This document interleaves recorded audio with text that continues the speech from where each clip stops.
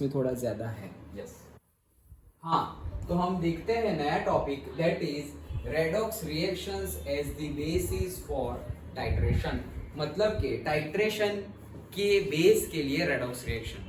अब यहाँ पे बताने से पहले ही, डिस्कस करने से पहले ही मैं बता दूँ 10th वाला जो हमारा कंसेप्ट है वो, कि हमने नीचे सपोज एसिड लिया है कंटेनर में, ओके, जो एक्सपेरिमेंट हम लैब में भी करते हैं कि फ्लास्क में क्या लिया है, एसिड, और ब्यूरेट में क्या लिया है, बेस, ओके, HCl लिया है, NaOH लिया है, और तुमने डाल दिया है फिनोल्फथैलीन, ओके, ड्रॉप्स डाल दिए फिनोल्फथैलीन के एसिड के अंदर। अब तुम ड्रॉप बाय ड्रॉप NaOH यहाँ पर डाल रहे हो, ओके, ड्रॉप बाय ड्रॉप डाल रहे हो और कंटिन्यूसली फ्लास्क को स्टर कर रहे हो।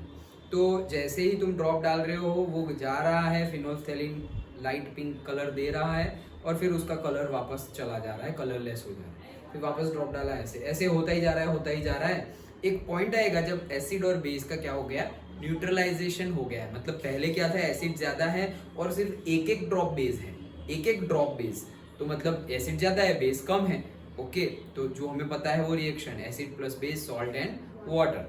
तो यहाँ पे बेस कम है, लेकिन जब एसिड की कॉन्सेंट्रेशन बेस की कॉन्सेंट्रेशन जितनी हो जाएगी, या बेस की कॉन्सेंट्रेशन, हम एक्चुअल सेंस में बोले तो एसिड तो उतने का उतना ही है, हम बेस ऐड कर रहे हैं, तो बेस की कॉन्सेंट्रेशन एसिड के कॉन्सेंट्रेशन जितनी हो जाएगी अंदर, तब वो बैलेंस हो जाएगा। और उसके बाद अगर तुमने एक भी ड्रॉप डाला तो वो इंडिकेटर की वजह से क्या होगा, तुम्हें पता चल जाएगा कि titration has been reached. Titration मतलब क्या, तुम्हें पता कैसे चलेगा कि कितना मतलब बैलेंस हो गया है या नहीं हुआ है, नहीं तो तुम तो डालते ही जाओगे, ओके, तो वो तो खत्म हो जाएगा पूरा NaOH या पूरा बेस, लेकिन पता ही नहीं चलेगा कि जो हमने अमाउंट लिया है एसिड का उसके टाइट्रेशन के लिए कितना बेस जरूरी है, वो पता ही नहीं चलेगा, लेकिन इंडिकेटर की हेल्प से पता चल जाता है। सेम डिट्टो वही चीज करनी है रेडॉक्स रिएक्शन। ऐसा समझो कि ऊपर मैंने ले लिया है पोटेशियम परमैंगनेट KMnO4 ब्यूरेट में, और नीचे मैंने ले लिया है से Fe+2। Fe+2 का Fe+3 में कन्वर्जन होगा, ऑक्सीडेशन नंबर बढ़ रहा है, मतलब नीचे ऑक्सीडेशन हो रहा है। ऑक्सीडेशन हो रहा है मतलब क्या, वो एक इलेक्ट्रॉन दे रहा है, Fe+2 से Fe+3 हो रहा है नीचे, मतलब वो एक इलेक्ट्रॉन दे रहा है, वो एक इलेक्ट्रॉन दे रहा है, वही एक इलेक्ट्रॉन KMnO4 ने लिया हुआ, KMnO4 में जो MnO4 माइनस है उसने लिया हुआ होना चाहिए, तभी उसका रिडक्शन होगा। हमने अभी बैलेंसिंग किया कि जितने ऑक्सीडेशन में इलेक्ट्रॉन लूज होते हैं उतने ही रिडक्शन में गेन होने चाहिए, अदरवाइज वो बैलेंस कहलाएगी नहीं। तो यही एक इलेक्ट्रॉन गेन हुआ है, किसने, KMnO4 ने लिया हुआ है, ओके, समझ में आ रहा है। तो ये हो गया रेडॉक्स रिएक्शन। अब तुम डालते जा रहे हो, बैलेंस हो जाएगा, सेम ही है डिट्टो, लेकिन ये रेडॉक्स रिएक्शन के कंटेक्स्ट में है वही चीज, टाइट्रेशन, बैलेंस करना है। अभी जो हमने बैलेंस किया वो step by step, we can say mathematically और एनालिटिकली बैलेंस किया, अब प्रैक्टिकल की बात चल रही है। Understood, okay. देखते हैं, in acid base system we come across with a titration method for finding out the strength of one solution against the other using a pH sensitive indicator। तो हमारे पास इंडिकेटर भी थे, फिनोल्फथैलीन एंड ऑल सब हम use करते थे। Similarly in redox systems the titration method can be adopted to determine the strength of the reductant or oxidant using a redox sensitive indicator। reductant का meaning क्या है, very good, reducing agent, and oxidant का meaning है oxidising agent. Oxidising agent खुद का क्या करता है, रिडक्शन, यस, और दूसरों का oxidation, yes, very good. So the uses of indicators in titration, in redox titration is illustrated. तो भाई ये जो इंडिकेटर्स है उसका यूज हम टाइट्रेशन में अभी देखेंगे। एक्चुअल केस में तीन टाइप के इंडिकेटर्स होते हैं, ये मैं शॉर्ट में बता दूं सो दैट अभी जब हम पढ़े, देखे, समझे तो तुम्हें अच्छे से क्लियर हो जाए, इसलिए पहले से बता रहा हूँ। एक होता है, जैसे मैंने तुम्हें अभी बताया, वो Fe+2 का Fe+3 में होगा KMnO4, तो यहाँ तो कलर ऑटोमेटिकली पता कैसे चलेगा कि वहाँ KMnO4 मत डालना, बैलेंस हो गया, वो ऑटोमेटिक वहाँ पे कलर चेंज होता जाएगा। क्यों, क्योंकि KMnO4 अंदर जा रहा है, तो Fe क्या कर रहा है, उसके कलर को बैलेंस कर रहा है। KMnO4 का कलर बहुत डार्क होता है, डार्क पर्पल जैसा, ओके, लेकिन जैसे ही वो उसमें जा रहा है उसके कलर को वैनिश कर देता है। लेकिन जब बैलेंस हो जाएगा तब वो KMnO4 के कलर का वैनिशिंग नहीं कर पाएगा और फिर हमें वो डार्क कलर देखने को मिलेगा। तो इसमें तो हमने कोई टाइप का इंडिकेटर नहीं डाला, तो जो हमारा रिएक्टेंट है वो खुद एज अ इंडिकेटर काम कर रहा है। ये एक मेथड है, हमारा जो रिएक्टेंट है वो खुद ही इंडिकेटर के तौर पे क्या कर रहा है, काम कर रहा है। दूसरा केस, ये पहला केस। दूसरा केस मतलब अभी जो मैंने 10th वाला एग्जांपल बताया कि फिनोल्फथैलीन डाल देते हैं पहले से, तो वैसे ही पहले से तुमने कुछ डाल दिया सो दैट वो कलर चेंज तुम्हें पता चले, तो वो एक टाइप का इंडिकेटर होता है। यहाँ पे हमने कुछ डाला नहीं था, रिएक्टेंट ही इंडिकेटर के तौर पे काम कर रहा था, यहाँ पे हमने कुछ डाला। एक तीसरी मेथड भी होती है कि तुम कुछ डाल रहे हो और डालने के बाद भी तुम दूसरे मतलब जो बेस है, जैसे बेस डाल रहे थे, ओके, तो वैसे ही यहाँ पे ऑक्सीडाइजिंग एजेंट है और दूसरा रिड्यूसिंग एजेंट है, ओके, तो रिड्यूसिंग एजेंट को भी तुम क्या कर दे रहे हो, चेंज कर दे रहे हो। क्या वो अभी समझ में आएगा, डिटेल में हम समझेंगे, लेकिन ऐसे 3 टाइप्स है। एक जहाँ पे जरूरत ही नहीं है इंडिकेटर्स की, दूसरा जिसमें बाहर से इंडिकेटर डालना है, तीसरा जिसमें बाहर से इंडिकेटर डालना भी है, एट द सेम टाइम हमारे एजेंट को भी चेंज करना है एक बार। कौन से एजेंट को, रिड्यूसिंग एजेंट और ऑक्सीडाइजिंग एजेंट। समझ में आया? ये 3 टाइप्स हमें समझने हैं सिलेबस में। पहला, in one situations the reagent itself is intensely colored, जैसे हमने बोला पोटेशियम परमैंगनेट, तो permanganate ion MnO4 minus, here MnO4 minus acts as the self indicator, उसको क्या बोलेंगे, सेल्फ इंडिकेटर, वही रिएक्टेंट और वही इंडिकेटर, ओके, कोई नया डालने की जरूरत नहीं है। The visible endpoint in this case is achieved after the last of the reductant Fe+2 और C2O4-2, वो तुमने क्या लिया है उसके ऊपर है। तुमने जैसे Fe+2 का Fe+3 में जा रहे हो तो ये लिया, C2O4 लिया है तो वहां पे उसका ऑक्सीडेशन होगा। यहाँ हमने क्या लिया था, Fe+2 का ऑक्सीडेशन। कोई भी 2 ही हो गए ना, सब तो नहीं ले सकते, ओके। यहाँ क्या क्या ले सकते हैं वो बताया है। In the first lasting time tinge of pink color appears at the MnO4 concentration as low as 10⁻⁻6 mole Dm-3, okay. मतलब क्या बोल रहे हैं कि अगर बैलेंस हो जाए, ये पूरे सेंटेंस का मीनिंग क्या है कि अगर तुम्हारी रेडॉक्स रिएक्शन बैलेंस हो गई है तो उसके बाद मतलब ऐसा समझो कि KMnO4 वाला जो हमारा अभी मैंने एसिड बेस वाला फिनोल्फथैलीन का एग्जांपल भी दिया, तो KMnO4 में इतनी ताकत है कि अगर पूरी की पूरी ऐसा समझो कि 50 लीटर्स का कंटेनर हो, कितना, 50 लीटर्स, हाँ 50 लीटर्स, मतलब हमारी एक बकेट मान लो 10 लीटर्स की, वैसे 5 बकेट है, वैसे 5 बकेट जितना पानी है उसमें सिर्फ एक ड्रॉप भी गिरेगा ना परमैंगनेट का, वो पूरे पानी को कलरफुल कर देगा, इतना पावर होता है उसमें। तो ये सेंटेंस भी वही कहना चाह रहे हैं कि जब रीच हो जाएगा, जब बैलेंसिंग हो जाएगा, तब MnO4 concentration as low as 10⁻⁻6 mole decimetre cube, okay, मतलब इतना कम डेसीमीटर क्यूब, छोटा, इतना छोटा ड्रॉप भी अगर अंदर गया तो वो क्या कर देगा, चेंज कर देगा, okay. So this ensures a minimal overshoot in colour beyond the equivalence point, मतलब बैलेंस को क्या बोलेंगे, equivalence point, the point where the reductant and the oxidant are equal in terms of their mole stoichiometry, मतलब mole stoichiometry में वो balance हो गए हैं। Understood, okay. इसको थोड़ा बड़ा करते हैं क्योंकि अभी लिखने की जरूरत नहीं है।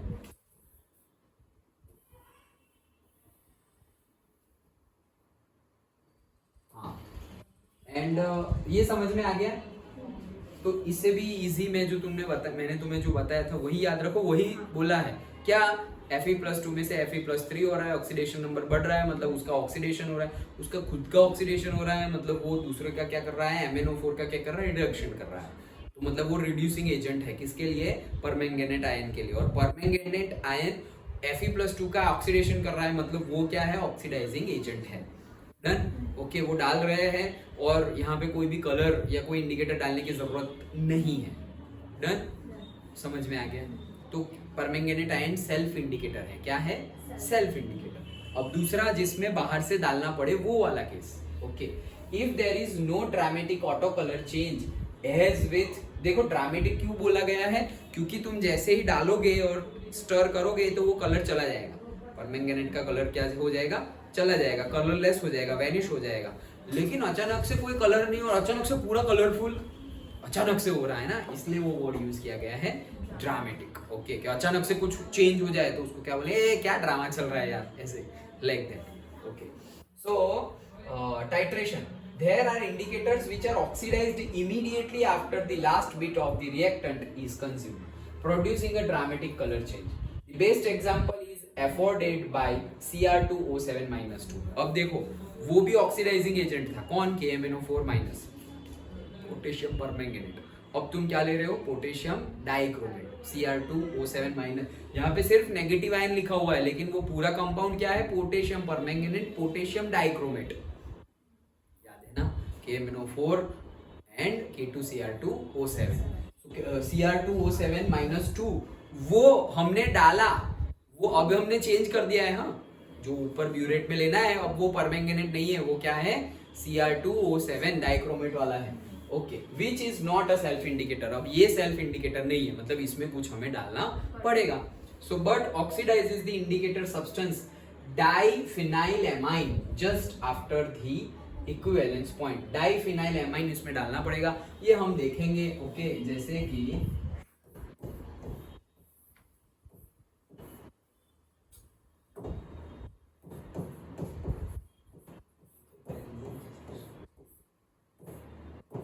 इसको क्या बोला जाता है, डाइफिनाइलएमाइन। इतने पार्ट को क्या बोलते हैं, फिनाइल ग्रुप, और ये 2 बार है इसलिए डाइफिनाइलएमाइन। सिर्फ इंफॉर्मेशन के लिए हम पढ़ेंगे, 12th में पढ़ेंगे डिटेल्ड में। अभी भी आएगा बट डिटेल्ड में, और डिटेल्ड में 12th में आएगा, अभी भी आएगा। ओके, हाँ ओके, वो 12th में फंक्शनल ग्रुप, इसमें कौन से है, बेसिक कॉन्सेप्ट होते हैं ऑर्गेनिक केमिस्ट्री। तो वो बेसिक कंसेप्ट है सिर्फ, वहां पे एज अ चैप्टर आएगा, चैप्टर का एक पूरा एक पार्ट है 12th में। 12th में सब अलग अलग पूरे फंक्शनल ग्रुप है डिटेल्ड में। जैसे तुम 10th में कैसे पढ़े थे कि अल्कोहल, देन अल्डिहाइड, ओके, फिर ketone, carboxylic acid and halogen, इतने ही पढ़े थे 10th में।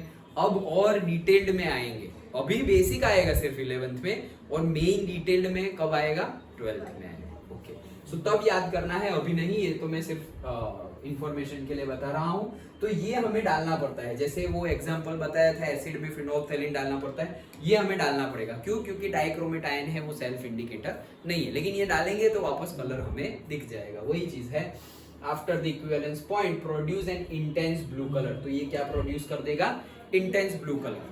समझ में आ रहा है, thus signaling the end point। मतलब वो क्या रहा है पता है, नीचे तुमने लिया है वही चीज ली है, सपोज Fe+2 लिया हुआ है, वही समझने के लिए, वहां चेंज नहीं किया, ऊपर चेंज कर दिया, KMnO4 की जगह K2Cr2O7 ले लिया, वो सेल्फ इंडिकेटर था, ये सेल्फ इंडिकेटर नहीं है। ये सेल्फ इंडिकेटर नहीं है तो तुमने पहले से अंदर क्या डाल दिया है, डाइफिनाइलएमाइन डाल दिया है, डाइफिनाइलएमाइन डाल दिया है। अब जैसे ही तुम K2Cr2O7 का एक ड्रॉप अंदर डाला तो वो ऑक्सीडाइज कर देगा किसको, आयन को, Fe+2 को, तो Fe+3 बना देगा। ओके, तो इसका जो ब्लू कलर है किसका, अभी ब्लू कलर आया नहीं है, क्यों, क्योंकि ब्लू कलर कब आएगा, जब डाइफिनाइलएमाइन का ऑक्सीडेशन होगा ना, तब ब्लू कलर आएगा। लेकिन अभी उसका ऑक्सीडेशन तो हुआ नहीं, क्योंकि ऑक्सीडेशन किसका हो गया, Fe+2 का।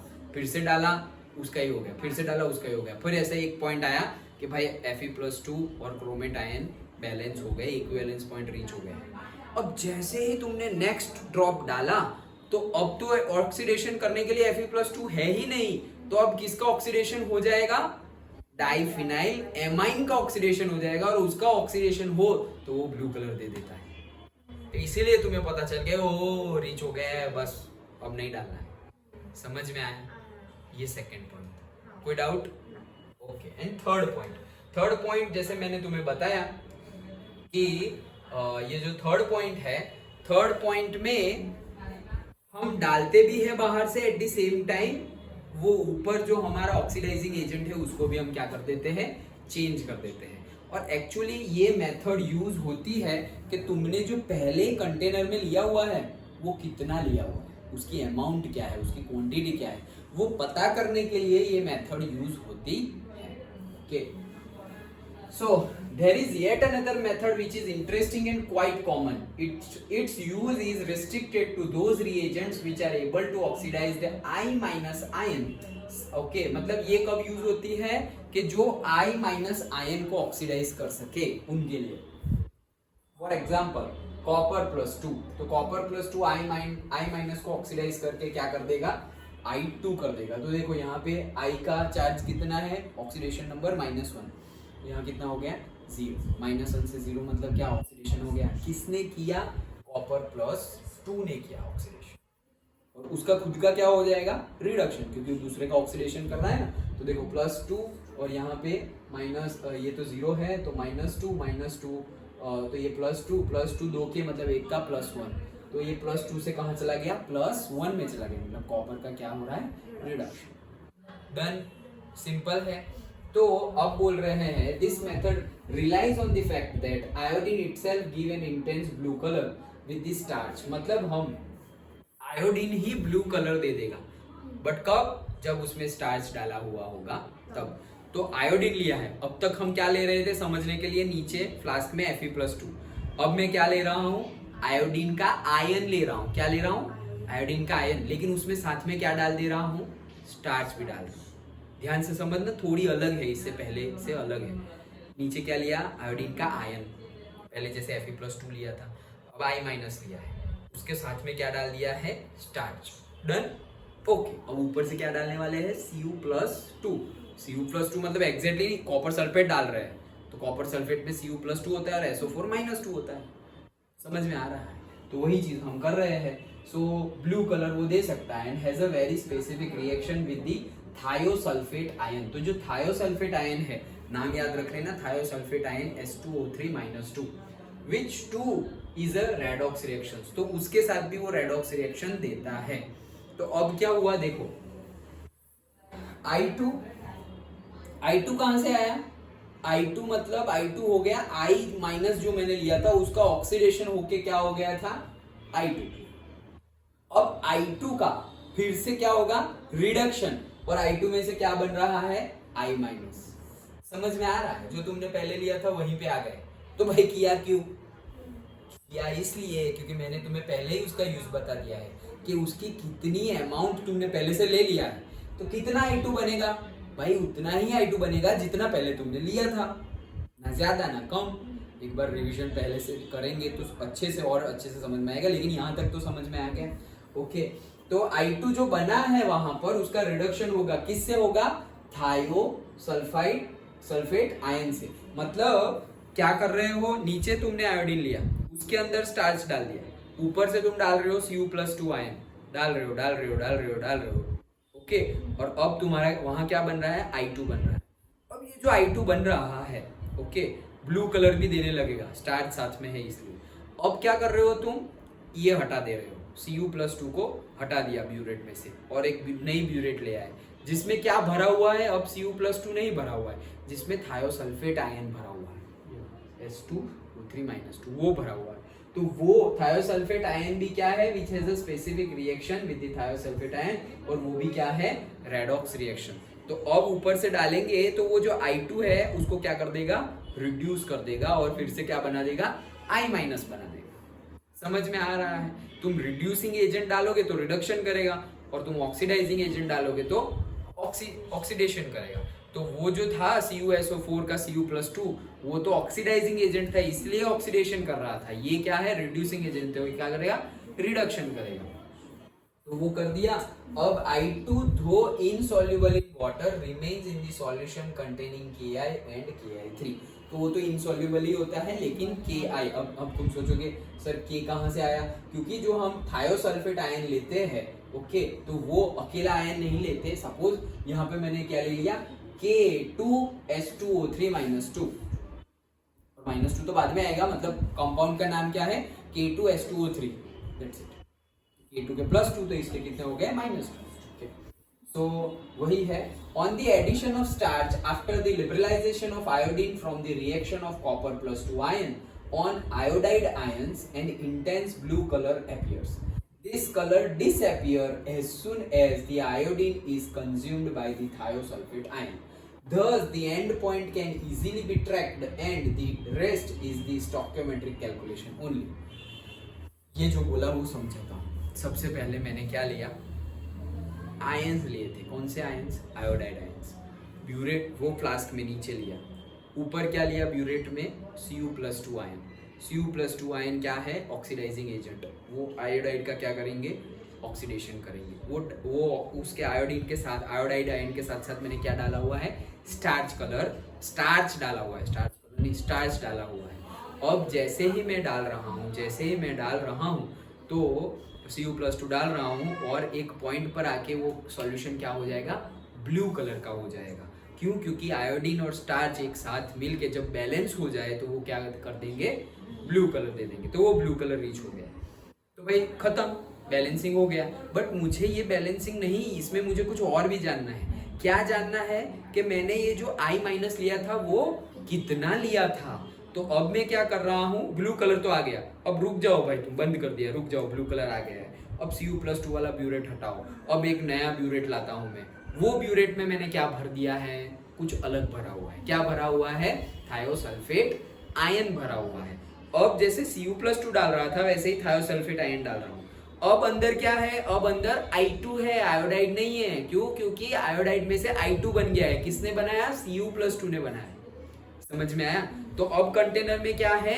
I2 और स्टार्च। समझ में आया? अब जो ऊपर से मैं डाल रहा हूं ड्रॉप बाय ड्रॉप, वो क्या है? थायोसल्फेट आयन है।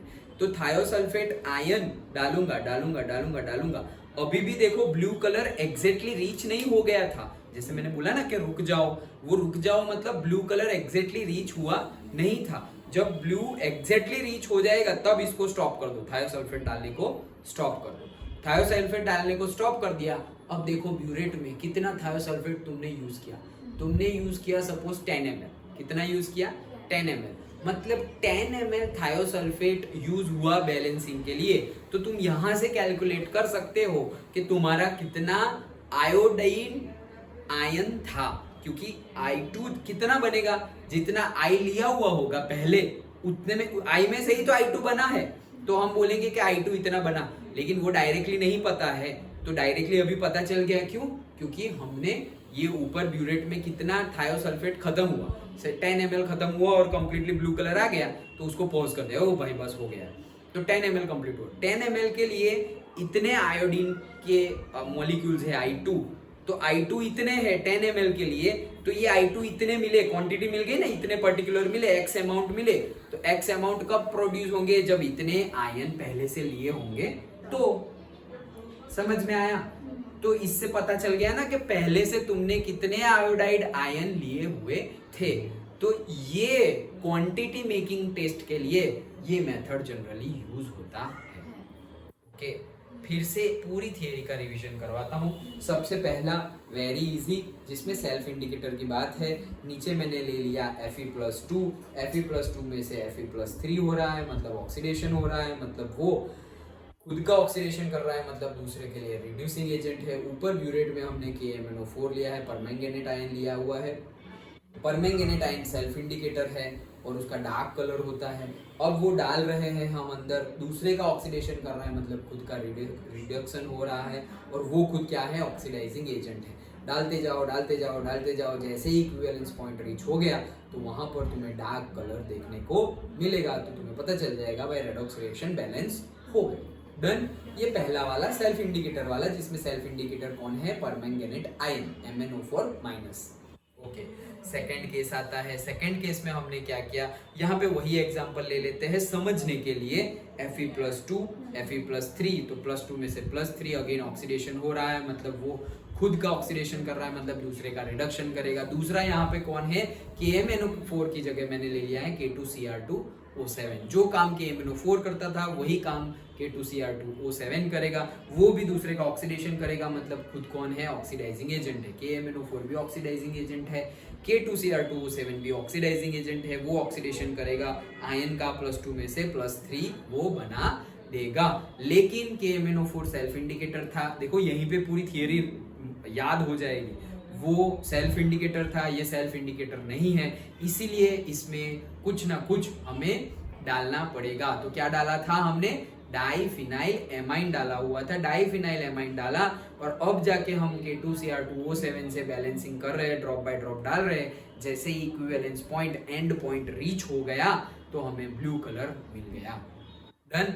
एंड थर्ड वाला केस जो अभी लास्ट में हमने देखा कि नीचे हमने क्या ले लिया हुआ है, नीचे तुम कोई भी मतलब से आयोडाइड आयन पर्टिकुलरली हम ले सकते हैं, मतलब आयोडीन का ऑक्सीडेशन करे वैसा कोई होना चाहिए। ओके, तो नीचे हमने क्या ले लिया, आयोडाइड आयन ले लिया। कितना लिया वो हमें पता करना है, वो बाद में पता करेंगे, लेकिन आयोडाइड आयन हमने ले लिया है I-।